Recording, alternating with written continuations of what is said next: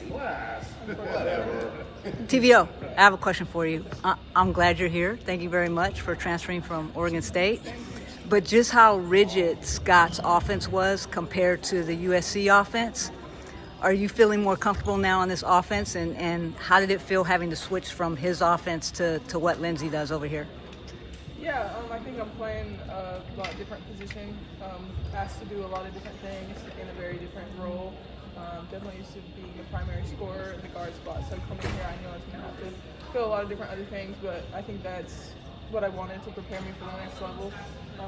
So yeah, it's definitely been different, but I definitely feel like after the Iowa game, Wisconsin, and the last game, I feel a lot more in a rhythm. And I think everyone's kind of figuring out, how we can still continue to play better together. I think that's going to be the key to unlocking a deep tournament run. So I think we're all getting comfortable in having those conversations and figuring out how to play better together. Juju has such a calm to her on the court. Obviously, she's had a couple games where she hasn't shot as well recently. How have you just seen her deal maybe with that frustration in real time while you guys are on the court together? Yeah, I think just trying to support her and make sure that she knows that, she has us and not all the pressure is on her. I'm sure it can feel like the weight of the world, with who she is, but just leaning into her teammates and making sure she knows that, she can have an off night and still do a lot of good things to contribute to a win. And then obviously when she has an on night, it's one of the greatest things in college basketball to watch. So, just making sure that she stays steady and just is who she is all the time. Hey Talia, you coming in as a transfer along with Kiki and the freshman group. How are you guys embracing the rivalry going into the UCLA matchup? Yeah, I think it's super cool. I come from a school that had a really big rivalry with Oregon, and it was always super personal and a week that you look forward to. So coming here, I didn't really realize how big the rivalry was. So I think it's super cool to be a part of, and obviously 2 top 10 teams. That's not common for a rivalry, so it just adds even more to it. And the fact that they're undefeated, it's at our place. I'm super excited, something I've never been a part of, so just looking forward to it. And how are you taking in this moment, bringing 2 premier teams out of LA? You guys are going to be the center of conversation at game time? Yeah, I think it's sold out, so hopefully, all the seats are filled, and it's cool to have a women's sporting event in LA that, like you said, will be the topic of conversation. So I think it's a big thing for women's basketball and for just the basketball scene in LA. So really big opportunity, so I hope we put on a show.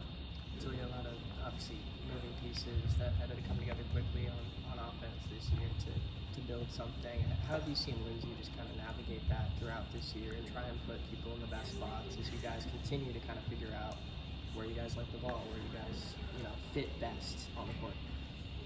Yeah, I think it's hard. We got to be adaptable all year.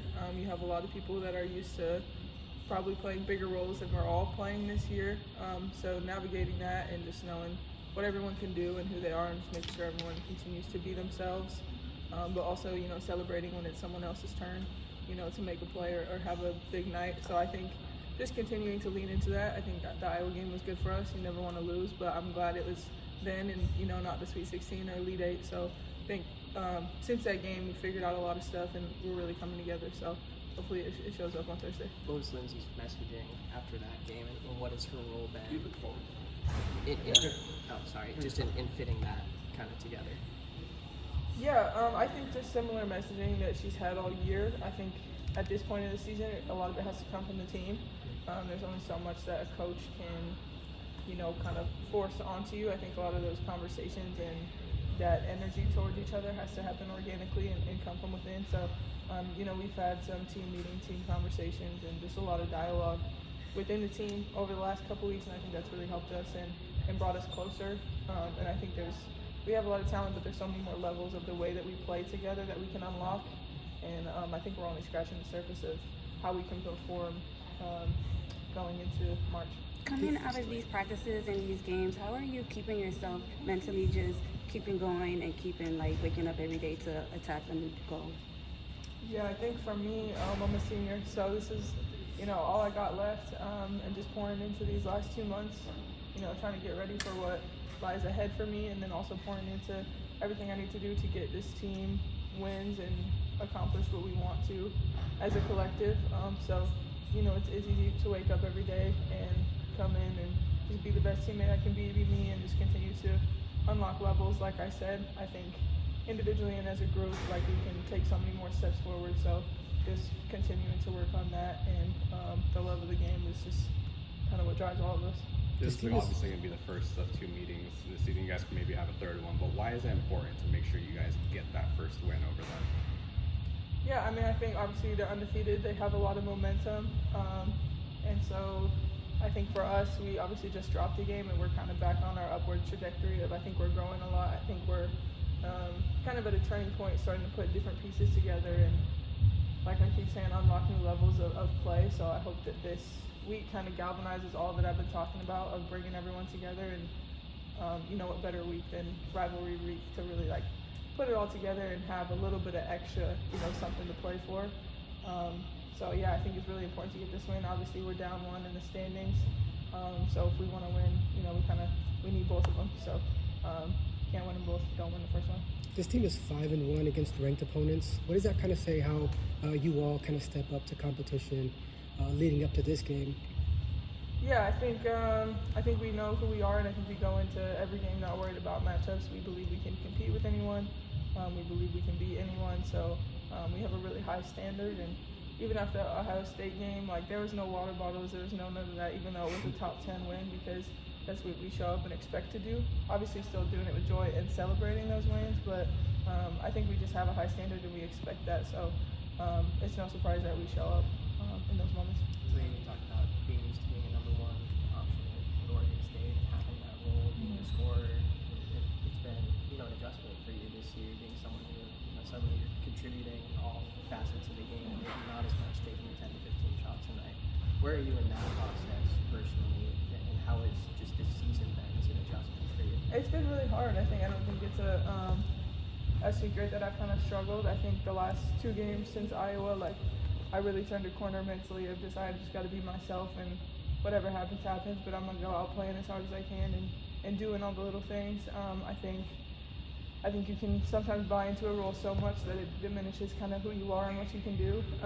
And so just having conversations about that and getting back to kind of, the player that I know I am and can be. So finding my times to, just be me out there, but then knowing when it's my turn to just play defense or make the entry pass, and just finding that balance. I think I'm really focused on that. I've been working really hard, and I think going into March I'm going to be in a much better place. And right now I'm in a much better place than I have been over the course of the season, and those are the lessons I came here to learn, and I'm glad I'm learning them now and not at the next level. So I think it's only going to make me better, and if I can figure it out and get through this, I know who I am and what I can do. So I'm excited to contribute in that way going into postseason. What was the mental flip for you after that Iowa game, or what did you think about or realize, have a conversation about that brought you to that place? Yeah, I think it was the first time I went to coach, and we had some team meetings, and I really opened up about it. And I think for me, putting it all out there and talking about it and just knowing this is my last year, I don't want to look back regretful that I didn't say anything or that I didn't make a change. And I know that, my level of play going into March can kind of make or break this team. I think I can be that X factor of, if I unlock what I can be and who I can do, I think it'll take our team to another level and open things up for, the amazing players that we do have. And so, yeah, I think I just kind of made that connection and opened up and talking about it helped me. So I'm in a much better place, and I'm excited going forward. And I think that's true of everyone. I think we're all kind of coming together and just realizing if we all pour into each other that there's no limit to what we can do. One last question. So yeah, obviously a very different situation at Oregon State, but a special season, especially with the way you guys finished last year. What can you take from that and apply to where this team is now? I think the culture. I think Scott really did an amazing job building a real family culture. And it's a little different having been there for 10 plus years. He built that over a long time. So you can't really expect the program to have that in just a few years. But I think that I learned a lot about, like I said, having hard conversations and the vulnerability that you have to have with each other and as a team to really generate that closeness. It's not really something you can fake. And I think getting closer to each other and really opening up, like you feel that when you're on the court, that synergy, I believe in that. So I think having that experience at Oregon State and seeing, what it led my team to do going to the Elite Eight last year, a lot of that was, there was a lot of team meetings, there was a lot of heart-to-hearts, hard conversations, making sure everyone's on the same page, even if, you know, we're not best friends off the court. Like, we know that we got each other all the time. So, yeah, I think the last couple of weeks we're really starting to see us as a team turn that corner, and I think that's going to be the key in March. So I think just it's a culture thing, and we're continuing to build that and work on that, and I think it's starting to show. All right, thank you, everyone. Thank you.